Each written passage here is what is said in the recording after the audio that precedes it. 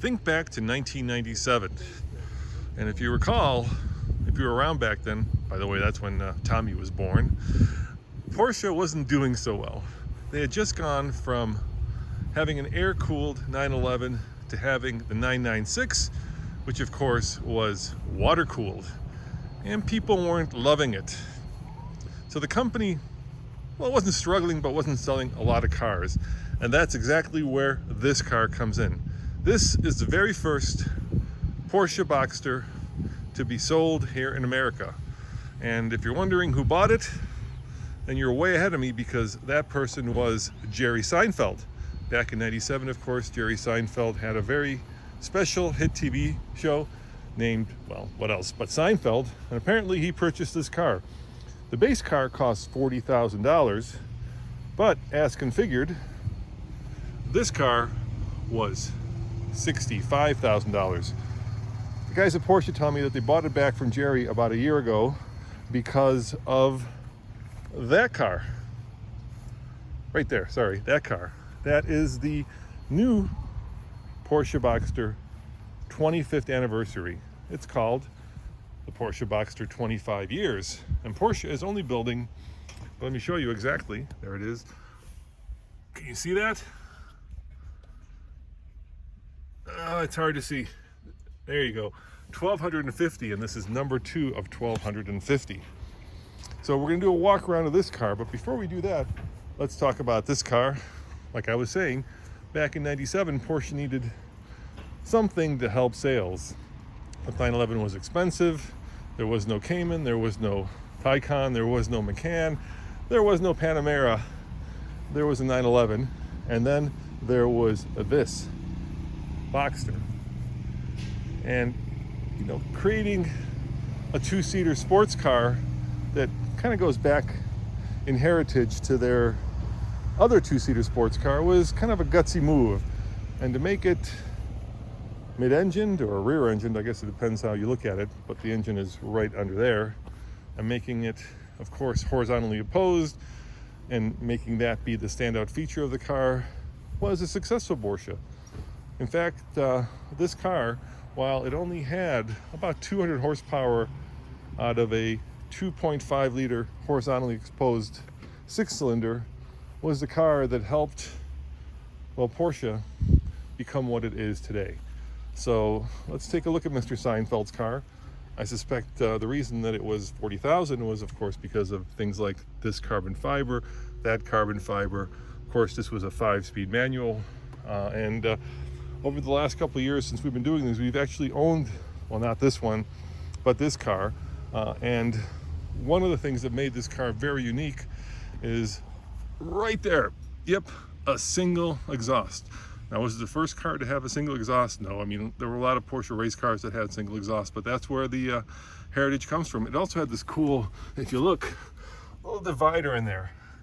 So you can tell that that exhaust is coming from the two different banks of the horizontally opposed engine.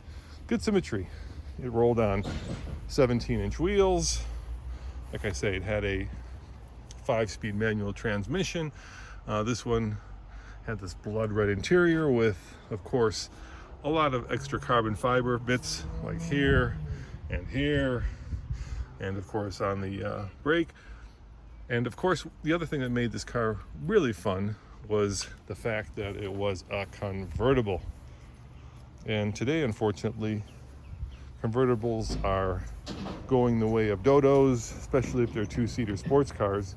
So I gotta say, while the segment is dying, the fact that Porsche now represents about, according to them, 80% of cars in this particular segment shows just how successful the Boxster was.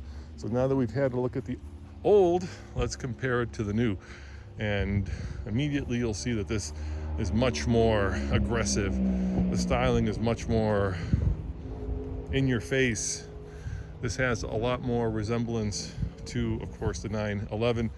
Now that one did have the squished egg headlights, the fried egg headlights, but Porsche has gotten rid of those. And I think that was a lot of the reason that people didn't like the 911 of that era, the 996. Now, what do you get for the This car is $100,000, give or take. So what do you get for that? Well, you get the special gold wheel, these special gold accents. If we were to take a closer look at the top, you'll see that it says Boxster 25, representing the 25th anniversary. You get not a 5-speed manual, but in this car, a 6-speed manual.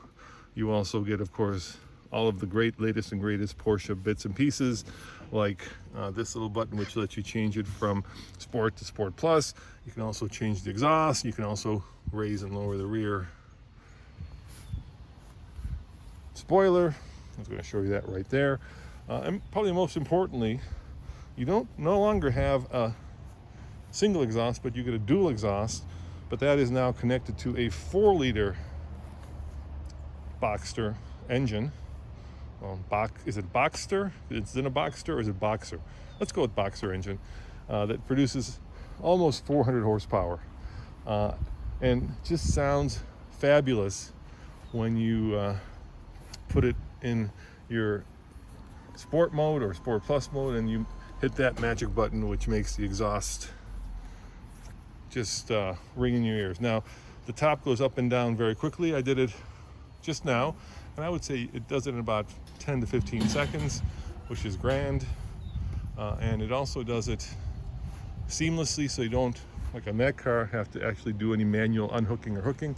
In this car, all you do is hit your button right there, and the top opens and closes.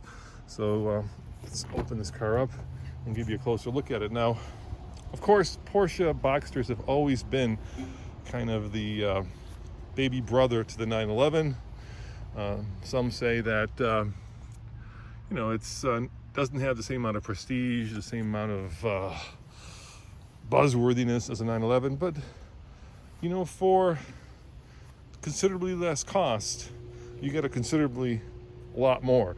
So as configured, I believe this one is about $104,000, which happens to be just about where a base 911 starts. A 911 today is about $102,000, and for that you wouldn't get any of these features. I'm talking about in a base 911 you'd get just standard regular manual seats. You would not, of course, get the cool little clock, which I think is a very expensive option. And Porsche has this magic ability to price a car in such a way that you're always just a little bit lusting after the next one. But the question, when I was driving this, I was asking myself, would I rather have this Boxster 25 or a base 911 C2? And the answer is quite simple. I'd rather have this Boxster 25. Not only do you get all the bells and whistles, so you feel like you're in a very special car, but it's numbered, and of course in Porsche terms that means that 25 years from now this will be more valuable, I suspect, than the run-of-the-mill Boxster. You also get the convertible, and in this color combination, there are only 3 colors that are available in the 25. You get what I think is, as you can tell, the classic Boxster color combo.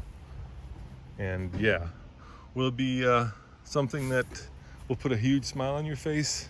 Like I say, I just drove it, and while it's a little bit slower than a 911, not much. I'm going to say 0 to 60 with the manual is around 4 seconds. If you get the PDK, then you're probably more into the 3.5 second range. But at some point, the difference between 4 seconds and 3.5 is not that great. And the joy of being able to drive a manual certainly outweighs that. So there you have it, guys. Old versus new.